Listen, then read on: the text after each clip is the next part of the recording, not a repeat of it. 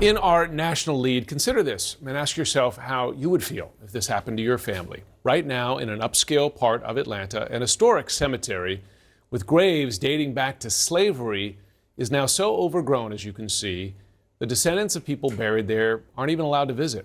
Now there's a legal fight over who is supposed to maintain the site of these neglected graves. CNN's Rafael Romo went to the cemetery, found it so unrecognizable, it now looks like a forest.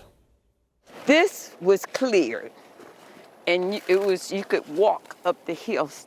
At first sight, this looks like a forest, but look closer and you'll see the rocks here are engraved. You can see a tombstone right there, look. This 1-acre plot of land is smack in the heart of Buckhead, an upscale community in Atlanta.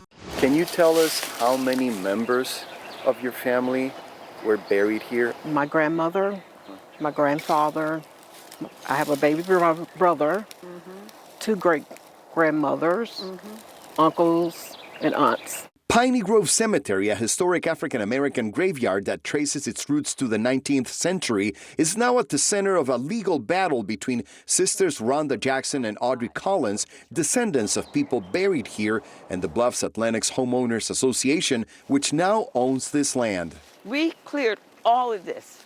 All this was clean a few years ago. In a lawsuit filed in January, the sisters claim the HOA has failed to clean and maintain the cemetery, but also has interfered with plaintiffs' rights under Georgia law to care for and maintain the cemetery. But the HOA claims the cemetery was abandoned before it acquired the land, and until recently, no one took responsibility for maintaining it. The plaintiffs themselves had been to the cemetery when they were children and had not been back in years. And when they got back, it was overgrown and it was difficult to find grave markers and boundaries. The thick vegetation here has made it very difficult, if not impossible, for the surviving relatives of the people buried here to visit their graves. But we were able to get to the top of the hill, and this is what we found. This is the grave of Joshua Thomas, buried in 1987. He happens to be the grandfather of the two sisters who filed the lawsuit. According to the Georgia Trust for Historic Preservation at Piney Grove, there are over 300 burials, some of which are believed to be burials for enslaved individuals and other people who came from thriving African-American communities that were displaced over several decades.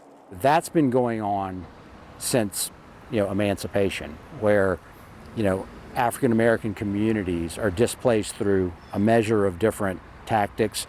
For the last few years, the sisters and a small group of supporters have been fighting a losing battle against the vegetation that is so thick they can no longer reach their grandmother's grave. It's too treacherous, going up that hill. I'm 71 years old, almost 72, with a bad hip.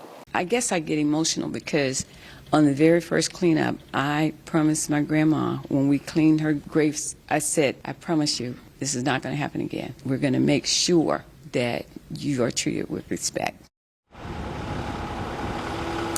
And Jim, as you can see around me, the neighborhood near the cemetery has seen tremendous development over the last decades. Judge Robert McBurney, who's presiding this case, said during the first hearing that, while it is important for development to occur, it must be done in a thoughtful way so that sites of historical significance don't disappear. Jim, back to you. Indeed, Rafael Romo, thanks so much.